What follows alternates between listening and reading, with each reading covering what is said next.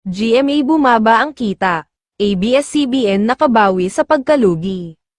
Sa pinakahuling ulat sa pananalapi nito, ikinalungkot ng GMA Network ang patuloy na pagbawas sa mga benta ng airtime at kita ng ad, na nagdrag sa tubo nito sa 604.62 na milyong piso sa first semester mula sa 1.19 na bilyong piso noong nakaraang taon.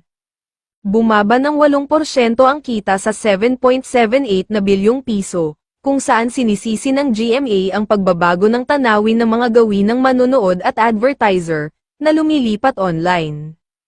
Bilang tugon, lumalawak ang network sa digital space para makuha ang tumatakas na demand sa mga online na channel. Ang pagsisikap na ito ay humantong sa 17% pagtaas ng mga benta mula sa digital advertising, kasama ang mga site nito na nakakakuha ng higit at mas maraming manunood. Dahil tumaas ang gastos sa produksyon ng network, mas malaki ang ginastos ng kumpanya para sa mga talent fee para masakop ang mga bagong hire, at nagbayad din ito ng dagdag sa amortization para mapanatili ang mga karapatan ng programa.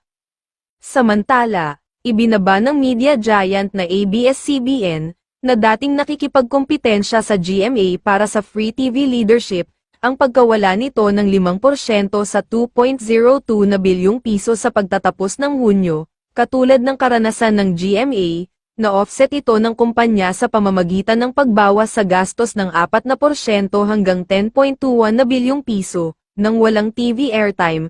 Umaasa ang ABS-CBN sa digital reach nito at global partnerships para kumita ng 4.91 na bilyong piso kita mula sa content production at distribution.